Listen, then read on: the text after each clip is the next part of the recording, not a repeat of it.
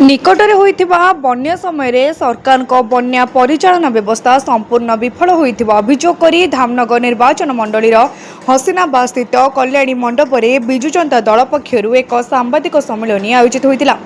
एही सम्मेलन रे दलर विधानसभा प्रार्थी डाक्टर संजय दास वर्मा जोगदे बन्या परिचालन रे होइथिबा त्रुटि, प्रशासन रो कार्यशैली एवं क्षतिग्रस्त को सहायता प्रदान रे विलंब को नै सरकार को तीव्र समालोचना करथिले। डाक्टर संजय दास वर्मा कहिथिले जे बन्या पूर्व प्रशासन पक्षरु यथेष्ट प्रस्तुति करा जाय नथिबारु अनेक गाँ दीर्घ समय धरी जलमग्न रहितिला। बहु लोक घर छड़ा होई आश्रयस्थल रहिबाकु बाध्य होइतिबा बेले अनेक स्थान रे पीवा पानी, खाद्य, औषध और आवश्यक सामग्री समय रे पहुंची पारि नथिला। चाष जमी, घरबाड़ी और ग्रामीण रास्ताघाटर व्यापक क्षति होइतिले मध्य सरकारी सहायता आसान रूपे मिले नथिबा से अभियोग करथिले। से कहिथिले जे बन्या परिचालना केवल कागज कलम रे सीमित रही जाइछि। प्रकृत क्षतिग्रस्त लोकंक पाखरे प्रशासन पहुंचबारे विफल होइछि। बन्या समय अनेक ग्राम को उद्धारकारी दल विलंब रे पहुंचीथिले एवं अनेक परिवार निजस्व उद्यम रे सुरक्षित स्थान को जीवाकू बाध्य होइथिले। एहा सरकारकर दुर्बल बन्या परिचालनार स्पष्ट उदाहरण बोली से कहिथिले। से दाबी करथिले जे बन्या क्षतिग्रस्त समस्त परिवार को निरपेक्ष भाव में क्षतिपूरण प्रदान करा जाऊ। चाषी मानक फसल क्षतिर सठिक आकलन करा जाई तुरंत सहायता दिया जाऊ। क्षतिग्रस्त रास्ता, पोलो और अन्य भित्तिभूमिर शीघ्र मरामती करा जाऊ एवं भविष्य में एपरी परिस्थितिर मुकाबला पाई स्थायी बन्या परिचालन योजना प्रस्तुत करा जाऊ। सांबादिक मानक प्रश्नर उत्तर दे डाक्टर संजय दास वर्मा कहिथिले जे बन्या पीड़ित लोकंक स्वार्थ रे बिजु जनता दल सर्वदा सेमानक सह रहिबो एवं जनसाधारणक समस्या को सरकार निकट में दृढ़तार सह उपस्थापना करिबो।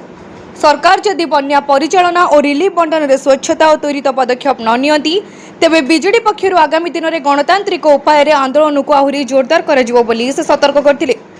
एही सांबादिक सम्मेलन में बिजु जनता दलर बहु स्थानीय नेता, कर्मकर्ता, समर्थक एवं विभिन्न गणमाध्यम प्रतिनिधि माने उपस्थित रही बन्या परिस्थिति, क्षतिग्रस्त अंचल समस्या एवं सरकार को रिलीफ व्यवस्था संपर्क में विस्तृत आलोचना करथिले।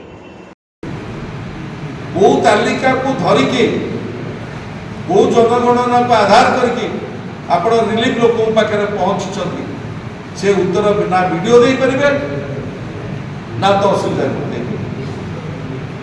सबुठार दुर्भाग्यर कथा एभली प्रलयकारी बन्या समय 31 तारिख दिन नूतन जिलापाल को ये नियुक्त कराला।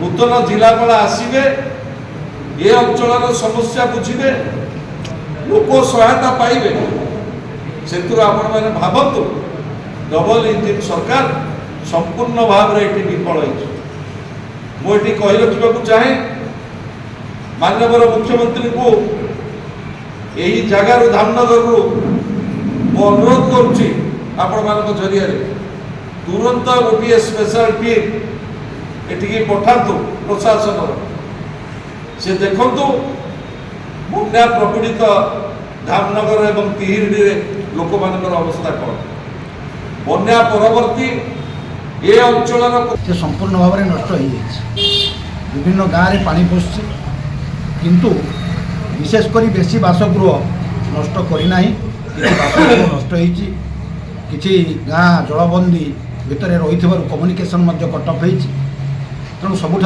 बड़ कथा हूँ आम प्रिय विधायक वर्तमान उच्च शिक्षा मंत्री तांको निर्देश रे दलीय कार्यकर्ता माने समस्ते प्रति गाँव में महिला खाद्य बंटन करवा गोखाद्य बंटन कार्य चली लोकों पाखरे जाई पहुँचवा ये बन्या समय सब बड़ कथा है। तेणु आगामी दिन में निश्चित भाव में वर्तमान जो जो जगार बन्या क्षति कर रास्ता नीचा अच्छी केमी उच्चा कर से विषय में जत्नवान हेबू एवं सबुठार बड़ कथा आम गर्व अनुभव करें आम प्रिय विधायक जे कि विरोधी दलर विधायक माने प्रशंसा कर बन्या समय जो गाँ गाँ बुलवा लोक पाखे पहुँचवा लोक सुविधा असुविधा कथा बुझी सांत्वना देवा सहीटा आमपाई गर्वर विषय एवं राज्य स्तर में खबर प्रसारित होदी ओडिशा रे कहीं जड़े ये बन्या समय साधारण लोक द्वारा जा पहुँची दुख बुझुची